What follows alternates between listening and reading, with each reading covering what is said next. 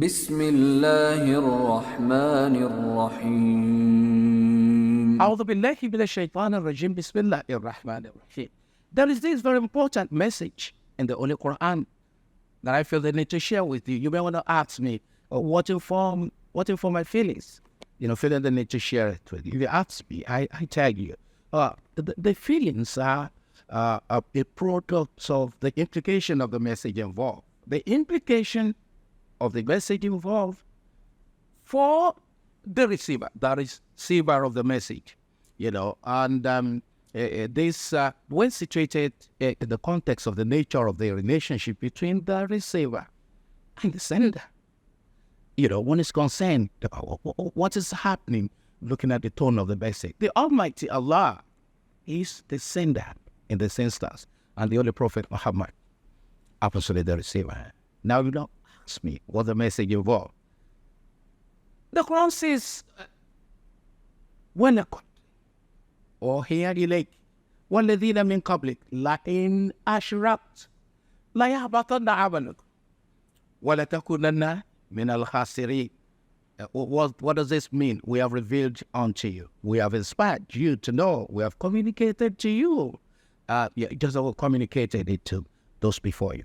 Now was the message communicated to them all, to you and to them. لَئِنْ أَشْرَكْتَ.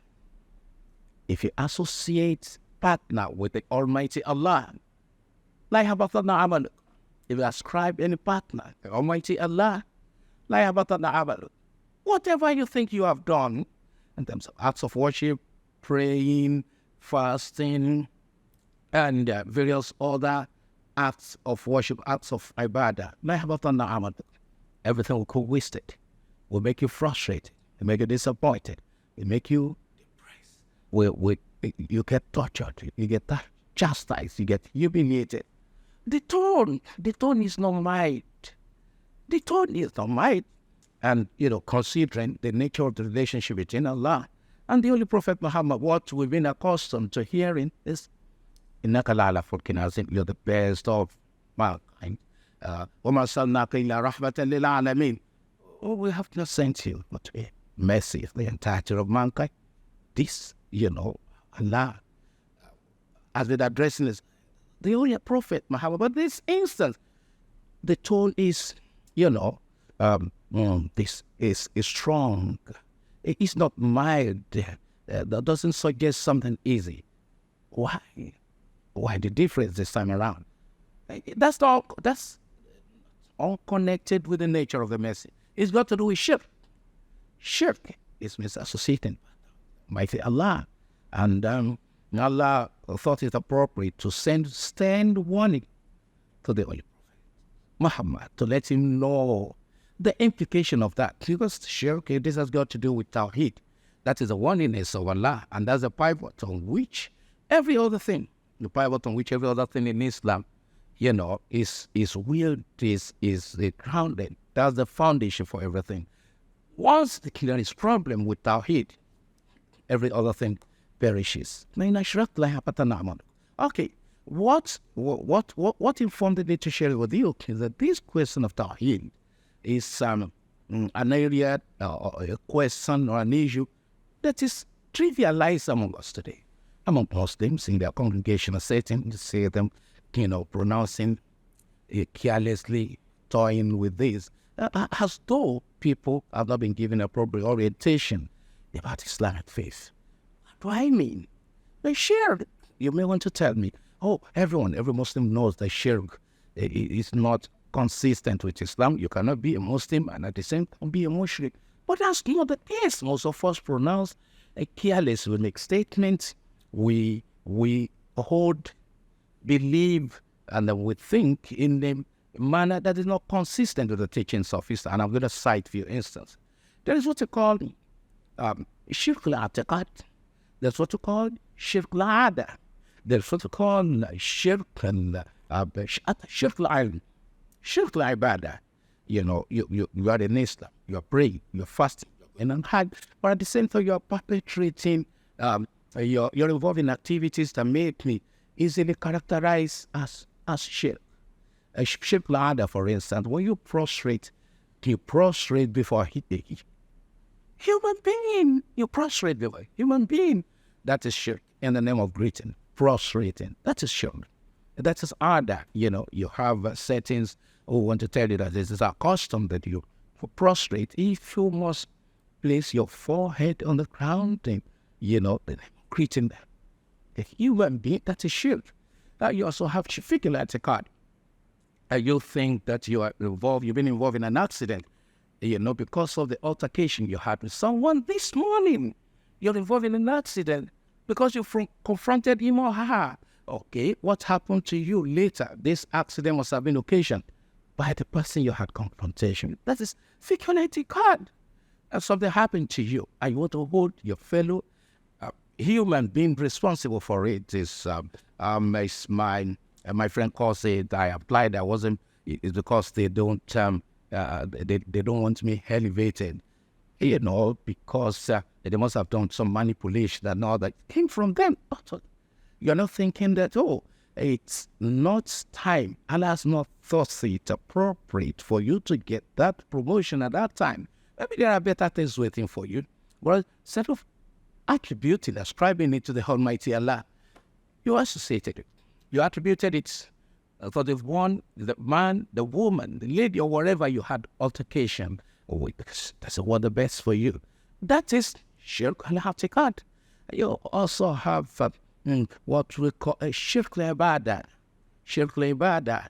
You are visiting the tomb of someone you think was simply enough, to be simply enough to cause the Almighty Allah to accept your prayer unhindered.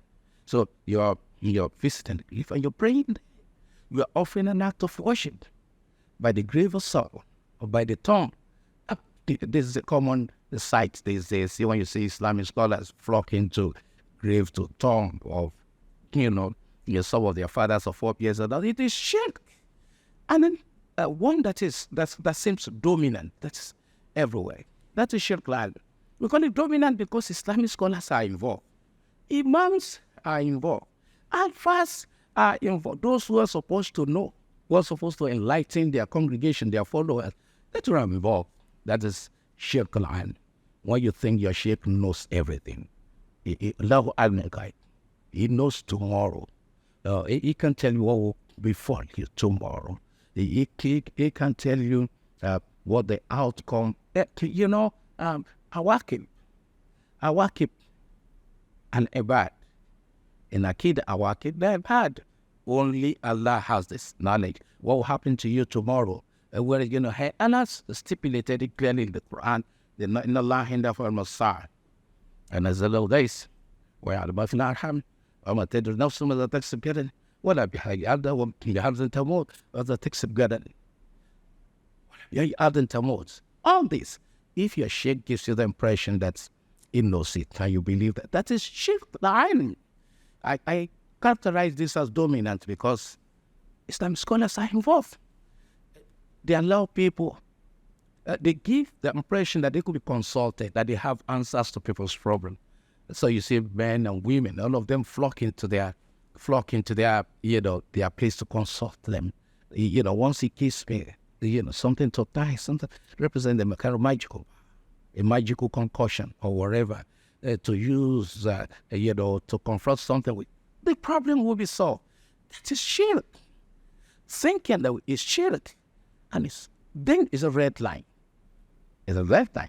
The one in connection with the Holy Prophet Muhammad, the Almighty, and says, La in ashrat. If you tried, that's a red line. All that you have done, prayers, fasting, whatever, we will not be interested in. The implication of this is that tawhid, believing in the oneness of Allah, is the foundation of it all. Once you have problem with tawhid, you cannot claim to be a Muslim. La in ashrat. From Allah to the Holy Prophet Muhammad. Holy Prophet Muhammad is Allah's favorite, who is a beloved one to the Almighty Allah, giving such a stern warning. Don't cry, don't hold close to it. Why is it that Islamic scholars are close to it? And their congregation, their followers too. They believe, that man died. Oh no, they didn't allow this man to live long. Who didn't allow him? He's getting wealthy and is making it becoming prosperous, and they had to cut his life short. Who did that? Will anyone die before the day written or destined by the Almighty Allah? This has got to do with our God. So it's possible for you to be praying regularly, fasting as recommended, and of course offering various other acts of ibadah, and yet you're still regarded as a mushrik because you're associating them with the Almighty Allah. That is why I thought it appropriate to share it with you, because of the implication that if the Holy Prophet Muhammad could be so strongly one, what is normally characterized as strongly worded one, strongly worded message. If the Holy Prophet Muhammad could be so strongly one, who are you? Who am I? And then, don't try. Go for sorry. If you do so, that means everything you have done, gone wasted. You become frustrated. You become disappointed. You'll be disgraced. You'll be humiliated. You'll be depressed. You'll be debased, and all that. Anything negative. So if this kind of language could be spoken to the early Prophet Muhammad, I mean, despite the centrality of his place and the estimation of the Almighty Allah, I think you should know the implication of shirk. Shirk on ibadah, shirk on i'tiqad, shirk on and shirk on adhan with it. Don't talk about your custom, don't talk about your tradition, talk about Islam. Whatever is not consistent with Islamic teachings, do away with it. That's how we do it in our tradition. No, it is not your tradition, it's not your culture. It is Islam. If you're a Muslim or the whole of Islam kafir, you embrace Islam, you go into it with you, all of you. It is like you go fully, wholly. You embrace it in its entirety. Don't be an individual that you be among those that refer to you may not be bad in Kitab will not be bad. They've accepted part of Allah's revelations, and they have decided to reject it, embrace it in its entirety. So shirk, it's something that's halal, that are compromised. It doesn't toy with it. Once you are there, you have crossed that. You are no longer a Muslim. It's as simple as APC. You are no longer a Muslim. You are visiting the tomb. You are praying there. You're not a Muslim. You are prostrating before a human being. You're not a Muslim. You believe by touching someone's clothes because it's a saint and all that, your prayer will be accepted and all that. You're not a Muslim. It is shirk. It is shirk. In Islamic jurisprudence, shirk has been characterized as meaning the same thing as kufr. And whatever applies to kafirun, automatically applies to mushrikun. It is safe to say that. So let's have a rethink and embrace Islam as revealed by the Almighty Allah. May He guide us, all right?